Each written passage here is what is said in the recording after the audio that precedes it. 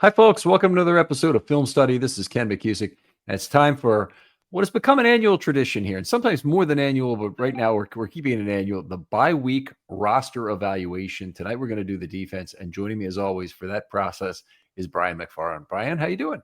Good, Ken. How you doing this evening? Can't complain. Brian, Very good. as most of you know, I'm sure, is the cap guru. Posts his work on RSR and is known locally as the guy you want to turn to with any kind of cap question. Certainly, the guy I rely on for that, and a person that I rely on for all the contract information itself. Generally speaking, I look at OTC too, but his stuff is very useful for figuring out where players are in their current contracts. Really appreciate you joining us, Brian. As always, we're gonna divide these guys into the 5 categories: young producers, developmental, the guys who are playing for market value, the guys with market value cap concerns or veteran cap value concerns. They're not market value really in that sense, and the transitional players who really don't necessarily have a future with the team and don't really fit into any of the other categories. But how about we start off with the young producers, the defense? It's a short list, unfortunately, this year of guys who are really out producing their rookie deals, and that's Travis Jones, Tavius Robinson, and Nate Wiggins. And the big unfortunate thing they all have in common is they've all missed time with injuries this year. Yeah. I mean, obviously, you'd like to see, especially with Jones being the first on the list, being the next guy, to get a big contract, ideally from the Ravens. He's now shown over the last 3 years. I think he's missed time each of the last 3 years, and that's not good when you're looking to get a big contract.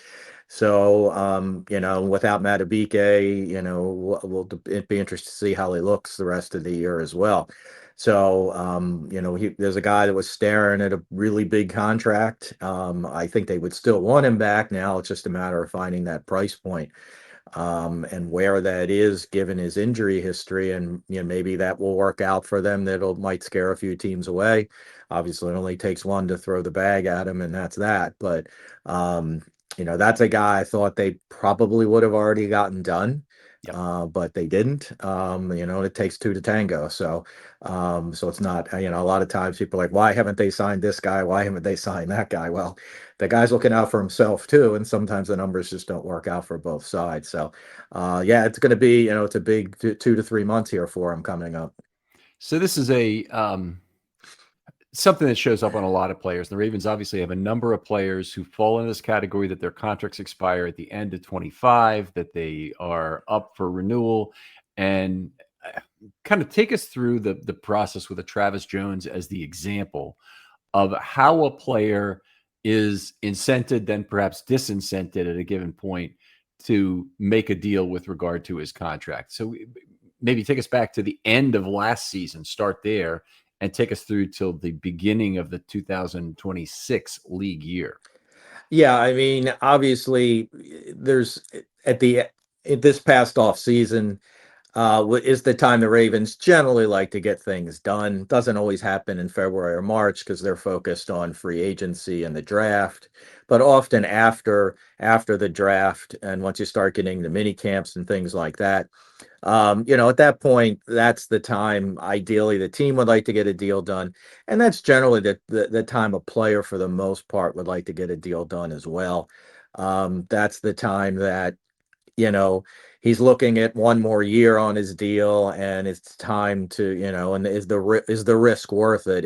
Is having a great fourth year, so to speak, going to make that much of a difference? In some cases it would, some cases it doesn't. I mean, obviously Matabike it did. That fourth year was, his best year so far. So, those kinds of things, and we've seen it before, the Paul Krugers, the Zadarius Smiths, all those guys, the edge rushers, it seemed to be, every other year kind of thing when those guys would, have a great fourth year, and in some cases like Kruger, pretty much out of nowhere, after 3-0 years. So I mean, but then once you get to the season, then it's, well, all I got to do is survive the next 5 months or so. And then, then I get to the open market, and obviously you get to the open market, and, you never know, as I just mentioned earlier, it only takes one team to throw the bag at you. Ideally, That's two teams would throw the bag at you, and then you really, well, even yeah, better. True, yeah, true. All right, maybe one team to throw the bag at you and ruin the Ravens' plans, I guess is the yeah. way I was looking at it. But yes, absolutely. You want to get as many teams in as possible. Now, obviously, the agents, we can talk about free agency begins here and that the legal tampering begins, but we know that, I mean, it's certainly from the combine on, that's when everybody, the big party gets together and all the, in the steakhouse after, after the practices when the agents and front office personnel or coaches are talking. They kind of have an idea, I'm sure, by then what the numbers are. So yeah, I mean, obviously, again, the time to get it done is definitely, June or July of the right before the fourth season or Mhm. fifth season, depending upon whether it's a first round pick. Yeah, so before the camp, you have a little advantage during training camp. I mean, there are injuries that occur then. You don't want that. The Ravens have a unfortunate cautionary tale this year with the fourth year of Ardarius Washington going down to injury, and he's lost a lot of potential earnings in his career because of it, no doubt about it. And may have to sign a 1-year deal to show other teams he's back to where he was in his third season with the Ravens. Yeah, and I mean, that's a tough thing for a guy like Washington because it's a serious injury. He wants to get back out there as quickly as possible. If he could get out there, and show a month and, playoffs, but I'm not sure that's happening. But, the plan, I'm sure in his mind was if I can get back by December, and get into playoff games and show that might show teams I'm back and that might not have, might show that it's not going to affect, his market value that much. Obviously, that those extra 2 or 3 games, or hopefully 4 games, probably aren't in the offing this time. So, yeah. So I mean, yeah. That I mean, it really hurt him. Yeah. I mean, you're right. That's the cautionary tale of, if I take the deal they offer me in February of before my fourth year, and I don't risk getting injured. And we've seen it with Ronnie Stanley twice now. Mhm. He's gotten injured right after, basically new deals. The other one, the first time was obviously days after or a day Mhm. after. Um, but that's the cautionary tale of, well, am I going to make that much more a year from now on the open market? And why don't I just get my big fat signing bonus and, we can take another bite at the apple, a year earlier because because however many years this deal is going to be done, it's going to be done a year earlier because I took it a year early. Yeah, and unfortunately, Washington isn't the only tale in recent years with the Ravens. Matt Skura Hmm. might have been somebody they would have signed or not, but he got injured in his fourth year. It was very unfortunate. Washington, oh my God, the guy's tale is really tragic because he lost a year of essentially. There's an extra year of team control because he spent a year on the practice squad during his Yep. career. So it's a bummer for him. And they go back and another current Raven, Brent Urban, lost a lot of potential career earnings from getting hurt in his fourth year. Yeah. Yeah. I forgot about Urban. Yeah, you're right. Yeah. So anyway, with Travis Jones, obviously, to me, he's still the most important guy for the Ravens to sign. What they have Jones, Likely, and Linderbaum being the three big names you'll talk about. Each of them has had kind of a reduction in market value, and we'll talk about the other two on the offensive side. But this is really unfortunate that you have three players, and there's nothing that is good about this for the Ravens because the Ravens Yeah. are either going to lose comp value or potentially sign a player who's potentially less than they hoped. Right. Yeah. But all three of them kind of having down years for various reasons. Yeah, for sure. All right. Well, let's move on. Tavius Robinson, the injury, by the way, and a nightmare for the Ravens this year. Mhm. But Tavius will have another chance in 2026 to make good during his fourth season and earn some money. I still think good possibility the Ravens will try and sign him early.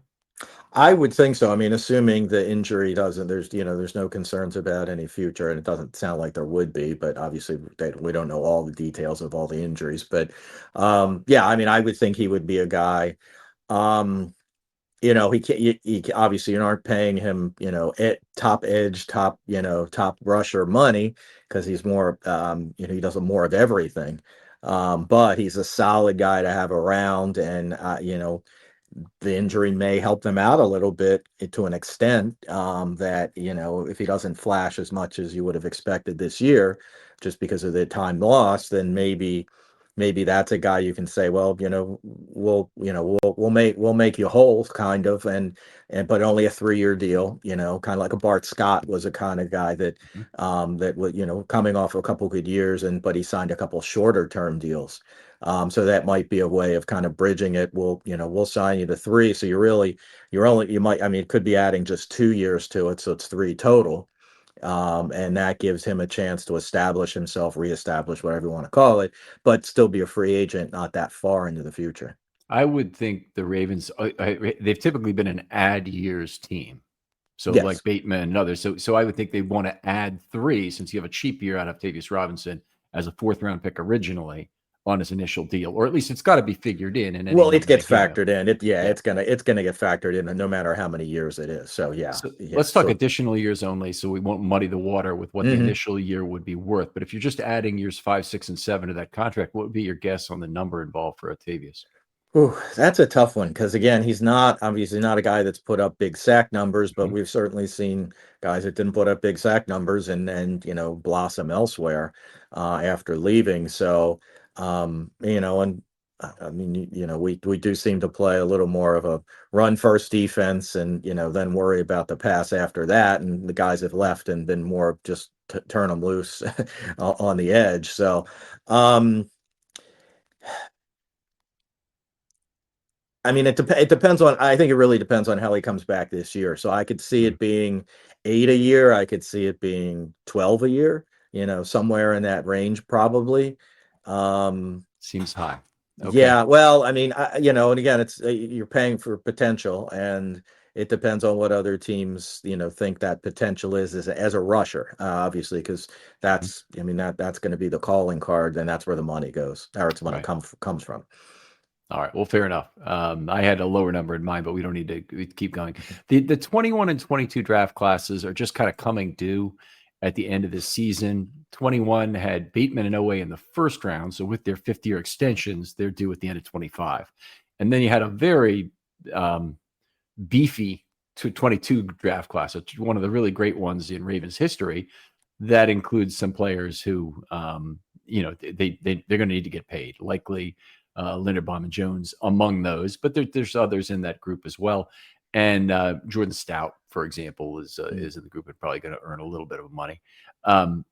But is it a little surprising that the only guy they've been able to sign so far is Kyle Hamilton, who actually they had another year to work with since they had the 5th-year option on him? Well, I think that's trying to get, and this is the yin and yang of what's best for the team and what's best for the player and what their desires are, I guess I'll say. Um, for the team's perspective, the price was only going to go up for Hamilton. Mhm. So in that case, it is definitely better to get it done sooner. And certainly, they did. I mean, they could have done it sooner even, but they got it done. So, yeah, I thought likely or Jones would have been signed by now. One of them at least. I would have preferred both, but here we are. Um, and we'll see how this, whatever how this year plays out, how that might affect both their value and their desire to stay. Right. Um, so, but yeah, I mean, I would have expected one of those guys to be signed for sure. All right, let's move on. Talk about the developmental group because it's a big group, and we're going to kind of go one player at a time through this. Just have a kind of a pithy back and forth on each player. We go down a lot of rabbit holes when Brian and I get talking, so we apologize if that starts to happen. But the first player in this group, and there are 14 defensive players. So what I did is I looked at the entire roster, including PUP, IR, any NFI people, which there aren't anymore right now, uh, practice squad, and injured practice squad. Every player who's on the current Ravens roster in any way, shape, or form is on this list in one of these 5 categories, including transitional, where there isn't really a lot of hope for them to be back. Let's talk about the developmental group, though. First, there's 14 players in it. The first is Teddy Buchanan, the 4th-round pick this year. He's the starting Mike linebacker in the absence of Roquan Smith. Yeah, I mean, obviously he's a rookie. I think he's shown. I mean, would you like to see a little more? Sure, but I think he's shown enough that hopefully by next year he moves up the list and gets into the young producer. But now we'll see. Will he hit the rookie wall in a couple weeks?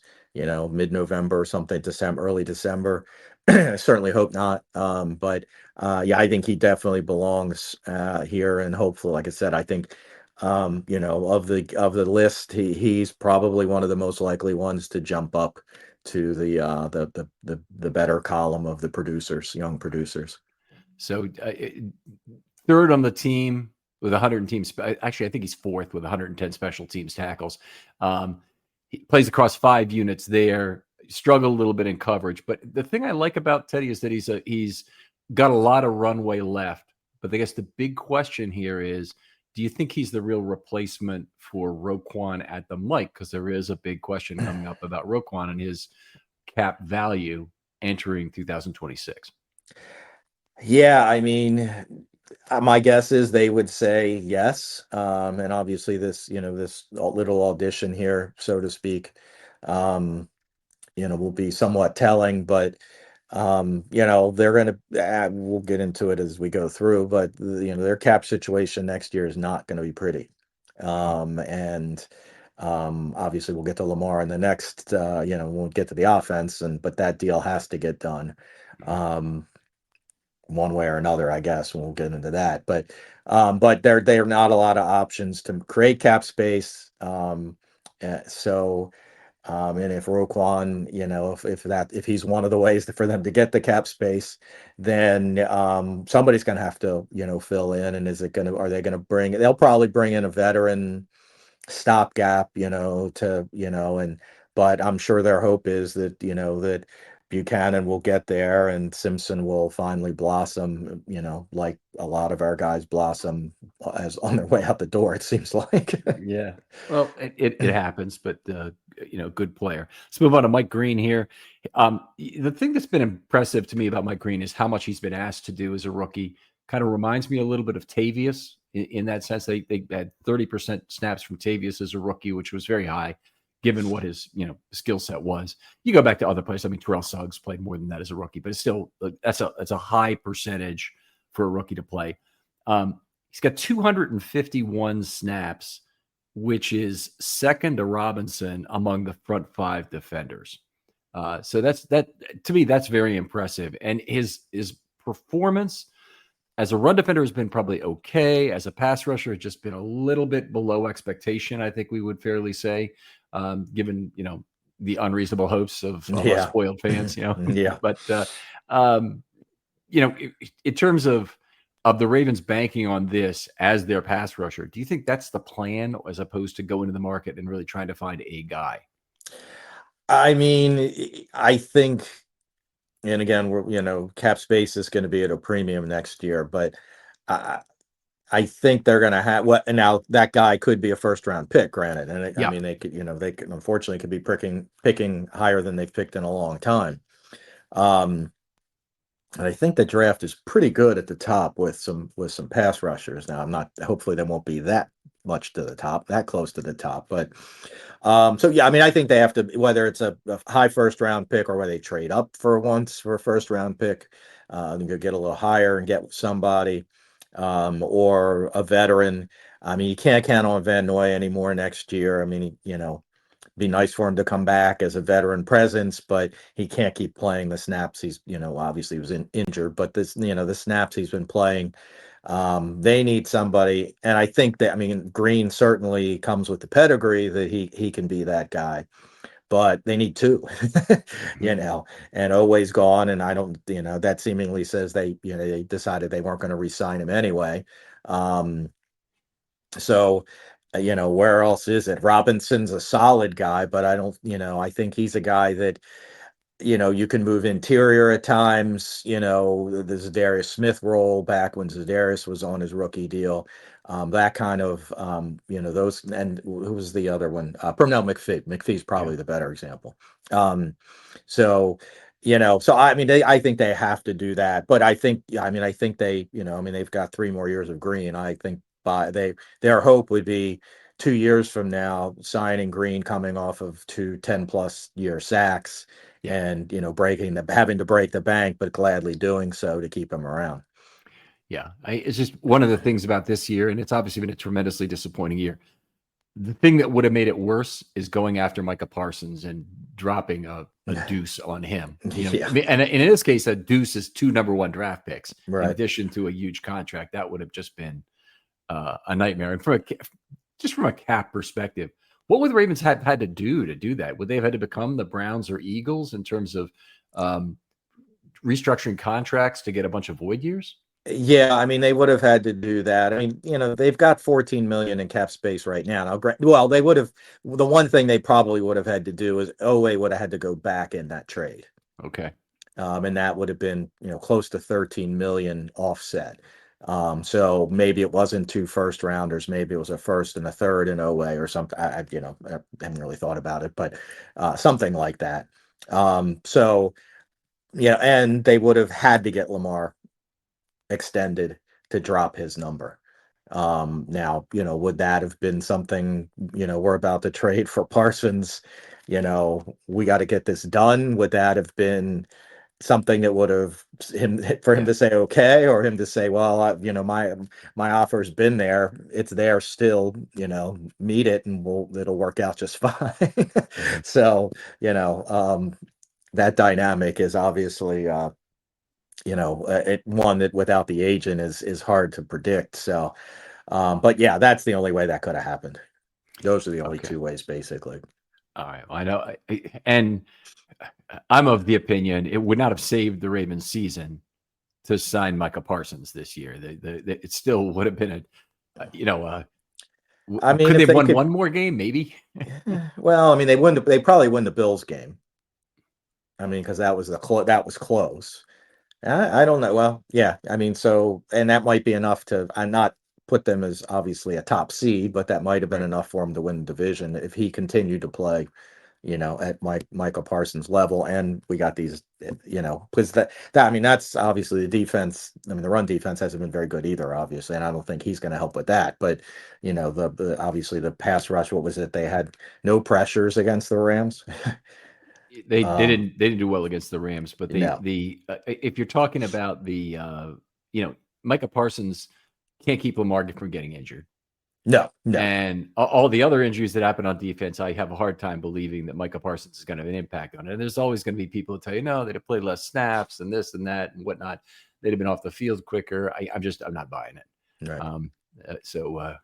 Anyway, of the things that could have gone worse, that's I can have that saved. Let me tell you about the online cannabis company that's changing the game, Mood.com.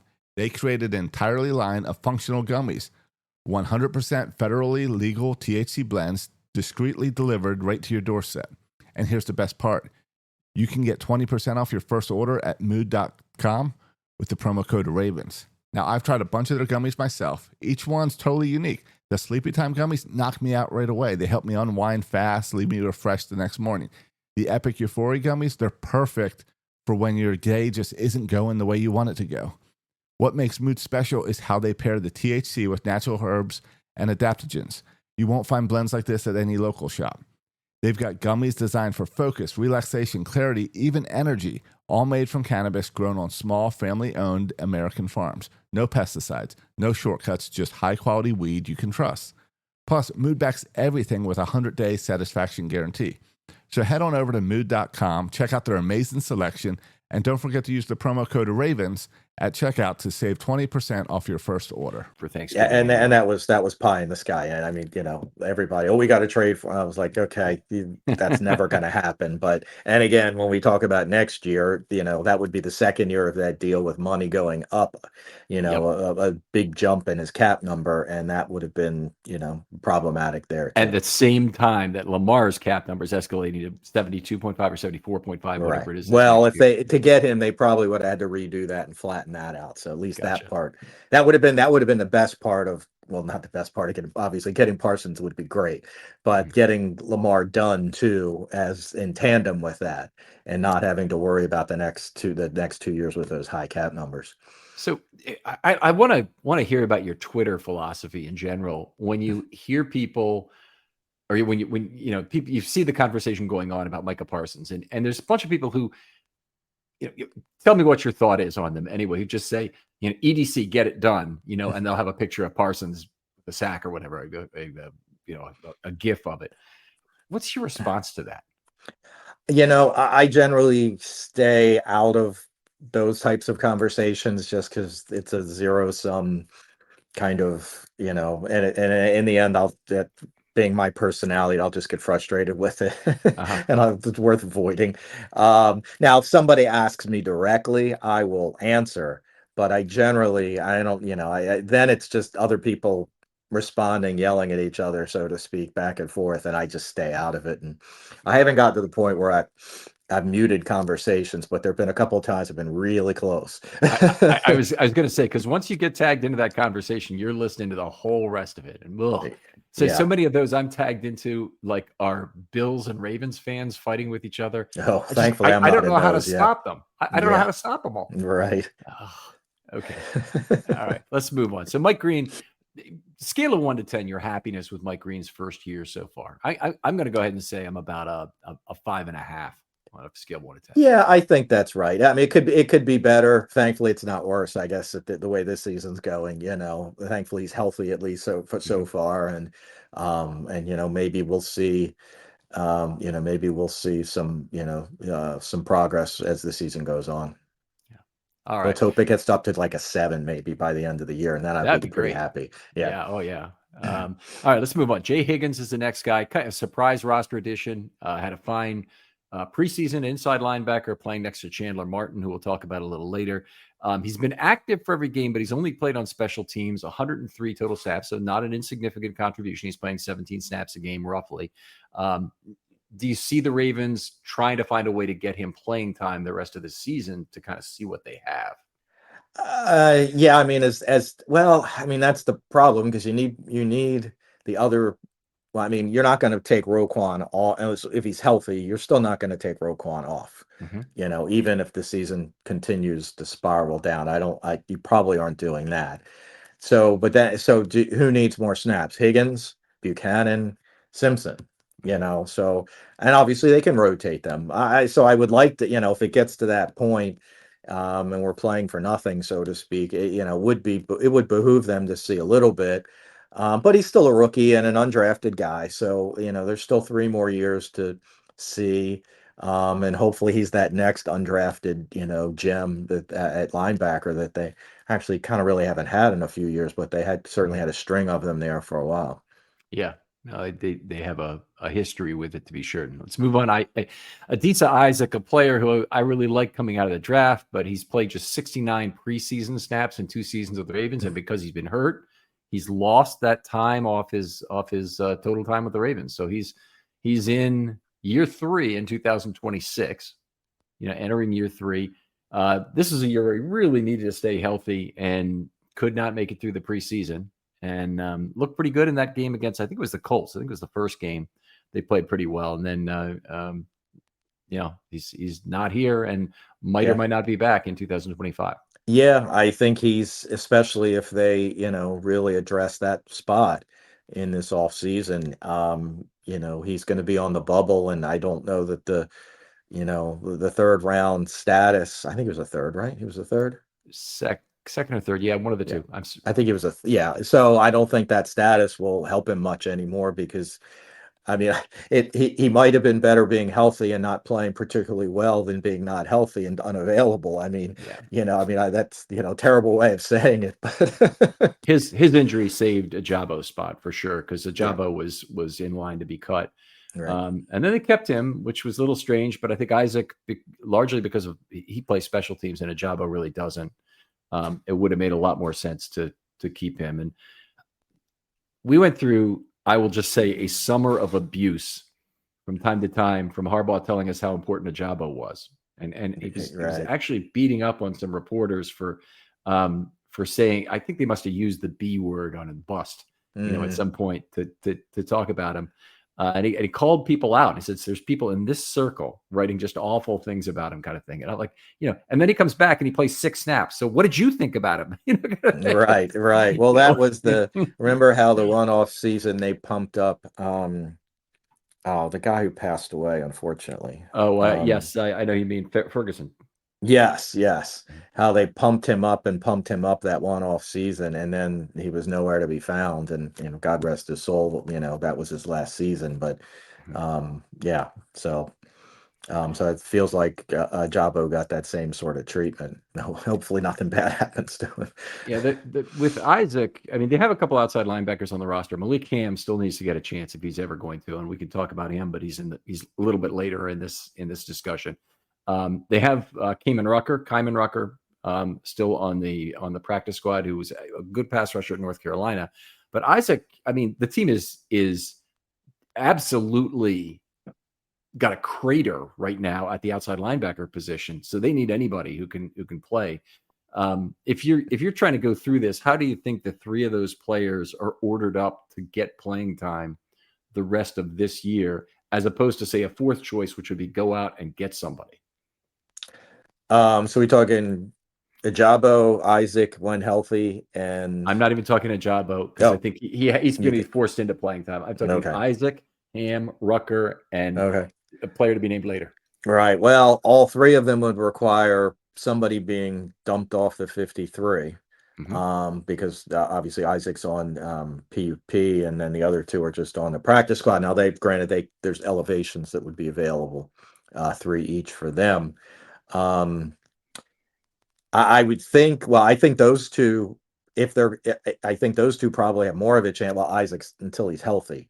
Those two have more of a chance because they don't have to make a roster move, at least for 3 weeks for each of them. So.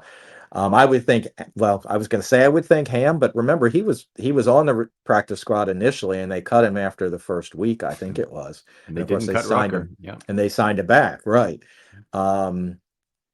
So that might say Rucker's higher on there, or just they figured Ham's been available plenty of times and nobody's interested in him, and Rucker probably might be because he's a rookie, and people might think there's more chance there, or younger. Yeah, I don't know. I think you would think Ham because he's been around this team longer, but they need all three of them, really. Yeah, I mean, the way I'm looking at it, I think it's probably Ham first, outside Rucker, right? And I don't even know that Ajabo has a great claim to playing time, but he's going to get some because they just don't have anybody. Well, and he could be a guy that at some point, if they do need to make a roster spot for an edge, or for if they acquire somebody, certainly he might be the guy to go. Yep. All right. Was Sanusi Kane a guy who really looked like he was creating some separation this summer in the fight for the third safety spot, which obviously the Ravens had kind of found the error of their ways with that. They needed more safeties than 3 or than 4 even, really, to be okay on the roster so that they could play some of the packages that allow Hamilton close to the line of scrimmage, or even play at dime back. Yeah, for sure. And as you said, Kane certainly looked like he was, as you said, creating separation, but then Lowry played every snap, and Kane played very few.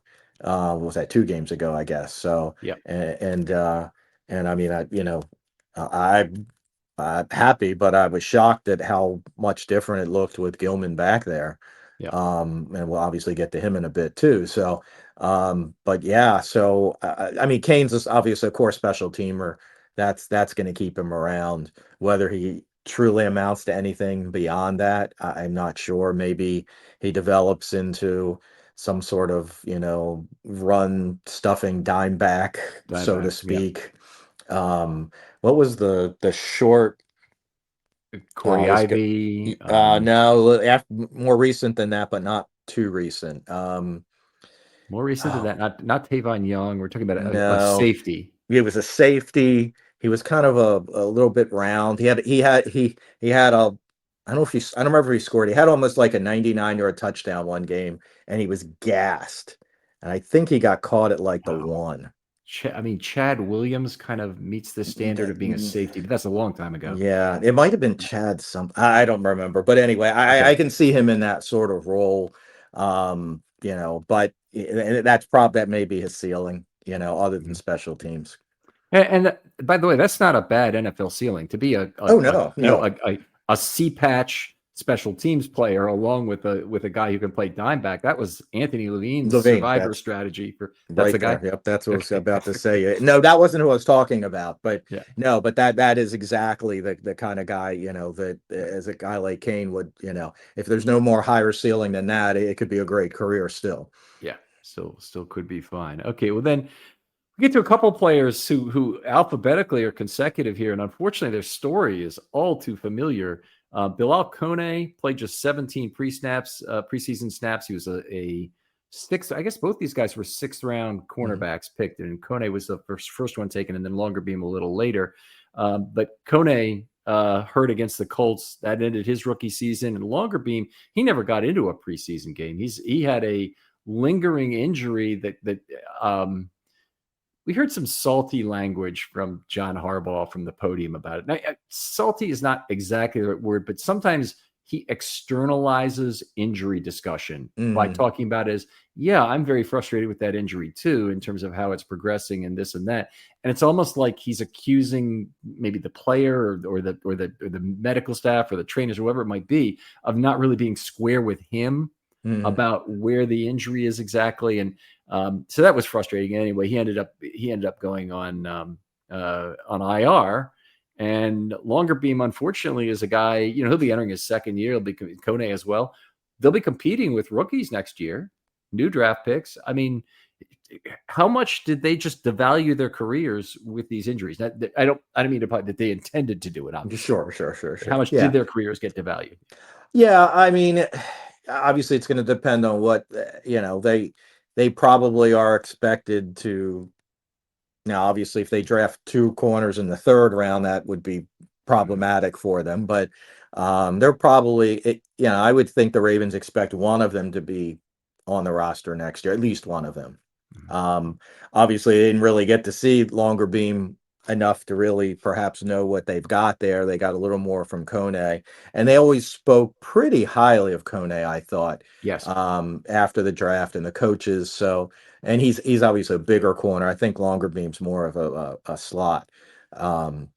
So yeah, I mean, but you're right. I mean, obviously competition next year, they got to stay healthy. We've talked about a couple guys already that haven't been able to stay healthy. So that's going to be incumbent on them. The Ravens can't count on them.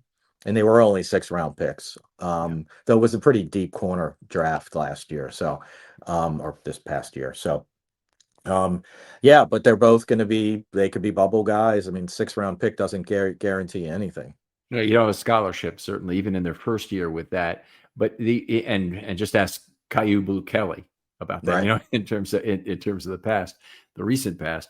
But the Ravens also have several departing corners potentially. Wuzie, unless they make some effort to re-sign him, it seems like he'll be more expensive than he was this year when he had that offset deal. Then you have I don't see any way Alexander's back after what's happened so far. But I want you to opine upon that at the appropriate time. And then we got to talk about Humphrey.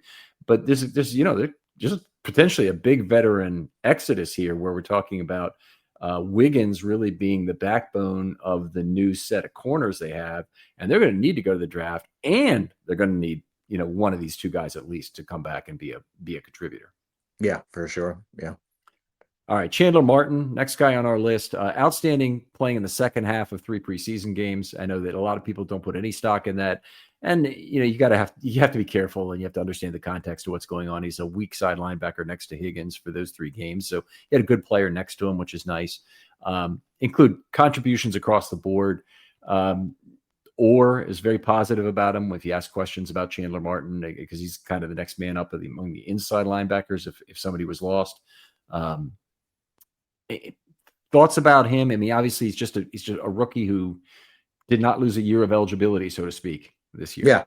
Yeah. So I would think he's going to be one of those guys that if he doesn't make it to the 53 this year, he'll be signed to a 1-year contract again next year, with the opportunity to have a full off season, get a full off season under his belt. Get stronger, perhaps, just get more into the playbook, those kinds of things that come with, rookies go through, they arrive in May and it's pretty much crash course. But having, your February and March and April to get, you know, get your feet under you for the next year is really very important for these kind of guys. So I'm pretty sure he will be back. And hopefully, he might develop into something. Obviously, an undrafted, it doesn't happen that often, but the Ravens certainly have a pretty decent track record with it for sure. Yeah. Or has commented that he thought both those guys should have been drafted, Higgins and Chandler and Martin, and they were not. Moving on to Keon Martin, one of 3 UDFAs to make the roster. Really did it on the merits of his preseason play, very much like Lowry and Higgins. He had you'll notice Lowry isn't even on this list anymore because he got picked up by the Colts when the Ravens cut him. It's kind of unfortunate. But he had a trial at slot corner with Humphrey missing time. Did not look great in that one game. He had 3 penalties. 2 of them I thought were very ticky-tack on defense, and then he committed a very bad foul on special teams, which resulted in a 25-yard exchange of field position after a re-kick. Played 97 snaps, though, on 4 units, and he's still activated each week and playing a lot of special team snaps. Yeah, I mean, another guy, is going to be on, he's 50, 51, 52, 53 on the roster at this point. Hopefully, I guess Isaac is probably the only guy really coming back. I mean, because I don't think we're expecting Matabike back. So just thinking about where they might need another guy, another spot, and who that 53rd man is. Of course, they're going to have injuries that offset that too. But I mean, I think he's certainly a guy they like enough because they kept him on the 53 and they were afraid he was going to get lost. So hopefully they can continue to keep him. And again, he'll be a guy he's on the 53, so he'll be back next year. So that shouldn't, wouldn't expect anything to change there as long as they don't somehow need a roster spot and risk losing him. And having lost Lowry, maybe they won't do that because that you're 2 D-backs, obviously. He fits the mold of the Ravens player that can play all the units of special teams, or most of them anyway. And I think he might be on 4 units. He might not block on kickoff returns. That might be the one thing he doesn't, but he's on the field goal block unit to make up for that, which is not an automatic unit for the 4 unit guys. So he does that. And then he also can play slot corner. Again, a formula the Ravens love where you're a defensive player who can contribute on that side of the ball. And they'll take offensive guys too. Tylan Wallace, Chris Moore, great examples of guys who can contribute a little bit on the offensive side and a lot on special teams. Mike, he could be a survivor in this league. It wouldn't shock me. A little small, but he could be a survivor. Yeah. Chris Moore didn't he catch a touchdown Sunday? Oh, did he? I missed it. I think he did. I think he did. Yeah, he's still hanging around. Yeah. All right, we got one more player we're going to talk to in this part of the episode. Then we're going to take a break here. But CJ Okoye had played just 77 snaps of preseason football in his first 2 years with the Chargers. Really strange story because the guy did not play any college ball. He was a basketball player recruited to a NFL recruiting camp in Nigeria. Was O.C. Umenyiora ran that camp, and then they found him through that. The Chargers did, I guess, signed him. They brought him in. He played 2 years on the practice squad for them. And then the Ravens, I guess, signed him away to a futures deal, right? That would be the way that would have worked. Well, he was signed to a futures deal, and then he cleared waivers, so he ended up on the practice squad. He was actually their international exemption, which allowed them to carry 17 instead of 16. Obviously, that's gone now that he's on the 53, but you're not exempt on the 53. But so yeah, I mean, I think he's one of those feel-good stories.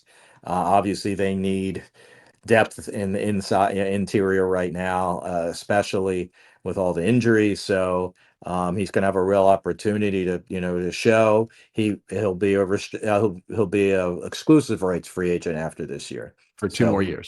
Right? Yeah, so he will be back, assuming they tender him, which I can't imagine they wouldn't. So they're in good shape with him as far as the contract goes and timing goes. And he's got a great opportunity to, put a real audition together here and make a case for not just this year, but staying on the roster this year, but we're going into next year and the future. Yeah, tremendous opportunity for him. Largely, one big reason is anyway that the Ravens have been forced without Matabike to kind of go without a true pass rushing 3 tech. So instead, they're leaning into what they have and saying, okay, well, then we'll put CJ Okoye or Travis Jones at the 3 tech with Jenkins at the nose, or some combination of the two of those 3 guys playing 1 and 3. And that really has created opportunity that doesn't normally exist. This Ravens team could probably work with 4 nose tackles. If they did, they might do it too this next week if Josh Tupou is activated for this game, right. or they have to decide they have to move Brent Urban to edge because they don't have anybody. Right. Yeah. All right.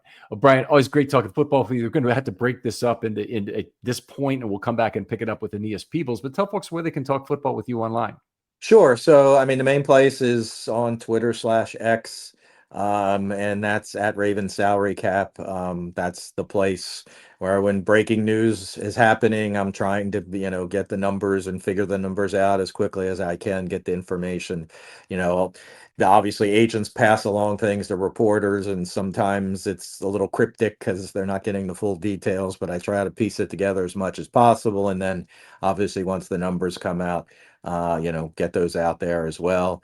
And and obviously this is a lot earlier than I usually talk about this kind of stuff, unfortunately. All right. Well, Brian, we really appreciate you coming on. Other folks out there, thanks for listening. A lot of people who listen to this show also listen to Friday Morning GM. You make use of hashtag Film Study Mailbag if you have questions. We'll try and pass them along. If we need to get Brian involved, we certainly will. And you should feel free to tag him in at Ravens Salary Cap. Brian, thanks again for coming on. Absolutely. And we'll talk to you next time on Film Study.